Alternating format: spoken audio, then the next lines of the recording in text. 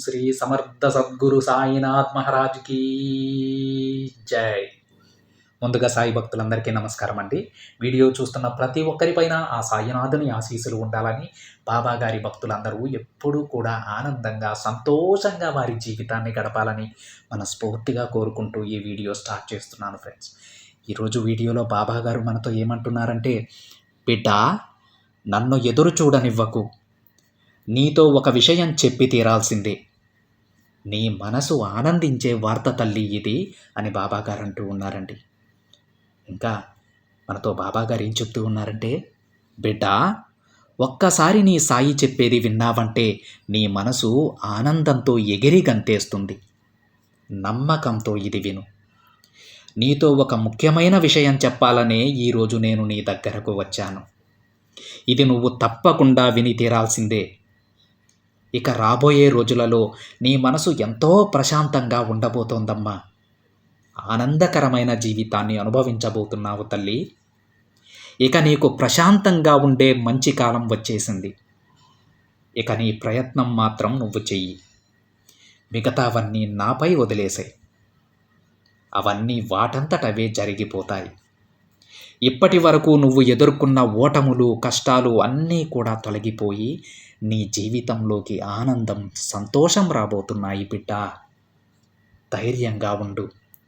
నిన్ను ప్రతి క్షణం కంటికి రెప్పలా కాపాడుకునేది నేనే. ఇప్పుడు కూడా నేను నీ ముందుకు ఎందుకు వచ్చానో తెలుసా బిడ్డ?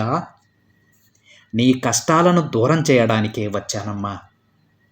నీ చుట్టూ ఉన్నవారంతా నిన్ను గాయపరుస్తున్నారని ఆలోచిస్తూ దిగులు పడకు. నీకు చెడు చేయాలని చూసేవారి నుంచి దూరంగా ఉండు బిడ్డ. వారి గురించి నేను చూసుకుంటాను. అలాంటి వారి మాటలు పట్టించుకోకుండా నీకు వీలైనంత సహాయం చేస్తూ ఉండు తల్లి. అలా అని సాయం చేసి దానికి ప్రతిఫలం ఆశించకు. ఎందుకో తెలుసా? నువ్వు ఒక మంచి పని చేస్తే దానికి 100 రెట్లు ఆ భగవంతుడు నీకు మంచి చేస్తారు. ఇక నీ కష్టమంతా ఆఖరి ఘట్టానికి వచ్చేసింది బిడ్డ. నీ సాయి చెప్పేది అర్థమవుతుందా తల్లి? లేని వారికి సహాయం చెయ్యి. మూగజీవులను ఆదరించు. ఏ జీవికైనా సరే, ఏ ప్రాణికైనా సరే మంచి చేసిన వారికి ఆ దేవుడు బంగారం లాంటి జీవితాన్ని ప్రసాదిస్తారు బిడ్డ. ఈ విషయం నీకే ఎందుకు చెబుతున్నానో తెలుసా అమ్మా? నువ్వు ఎప్పటి నుంచో ప్రశాంతమైన, ఆనందంగా ఉండే జీవితాన్ని కోరుకుంటున్నావు కదా. అందుకే ఈ విషయాలు నీకు చెబుతున్నాను. కాబట్టి ఏదైనా పని చేసే ముందు 1కి 10 సార్లు ఆలోచించి నిర్ణయం తీసుకో. ఇలా చేయడం వలన నీ జీవితమంతా సిరి సంపదలతో పరిపూర్ణంగా ఉంటావు బిడ్డ. రేపు ఉదయం నీ కోసం ఒక శుభవార్త నిన్ను వెతుక్కుంటూ వస్తుంది. ఆ వార్త నీకు ఎంతో ఆనందాన్నిస్తుంది. ఇప్పుడు నీ మనసులో ఇలా అనుకుంటూ ఉన్నావు కదా తల్లి, బాబా, నాకు మాత్రమే ఎందుకిన్ని కష్టాలు ఇచ్చారని. నీ మనసులో ఇదే కదా తల్లి ఆలోచిస్తూ ఉన్నావు. కానీ బిడ్డ, జరిగేదంతా నీ మంచికే అని తెలుసుకో.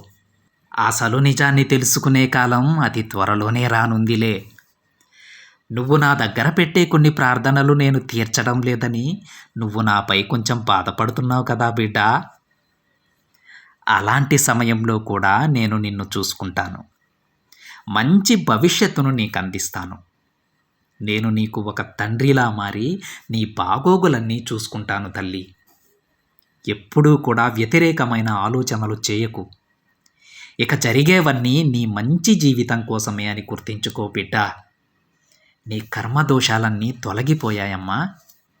ఇక నీ మనసులో ఎలాంటి సందేహం పెట్టుకోకు. అన్నింటిలో గెలుపు సాధిస్తావు.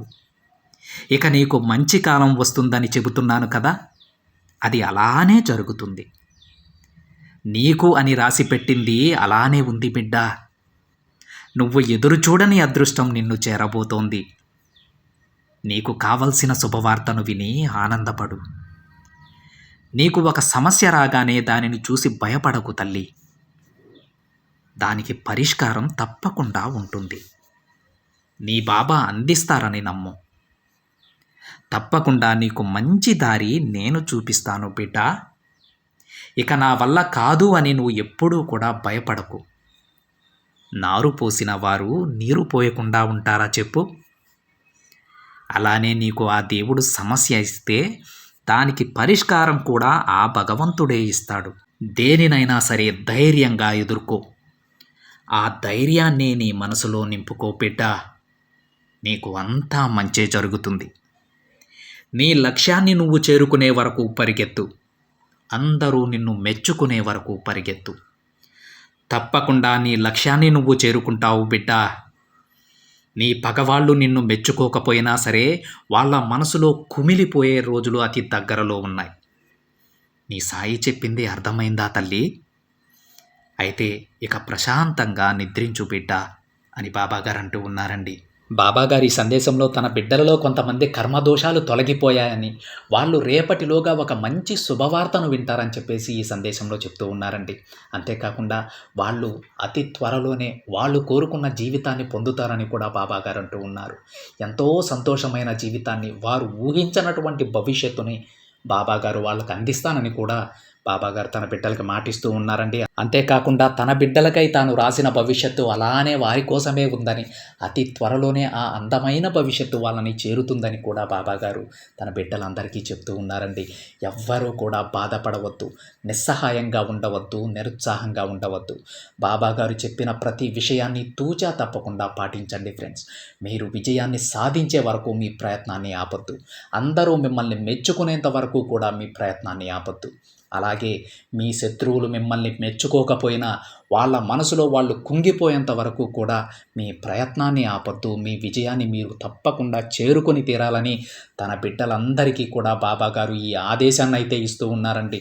ఆజ్ఞాపిస్తూ ఉన్నారు తన బిడ్డల్ని. ఎంతటి కష్టం వచ్చినా సరే దానిని ధైర్యంగా ఎదుర్కోమని బాబాగారు అంటూ ఉన్నారండి. దానికి ఒక ఉదాహరణ కూడా చెప్పారు.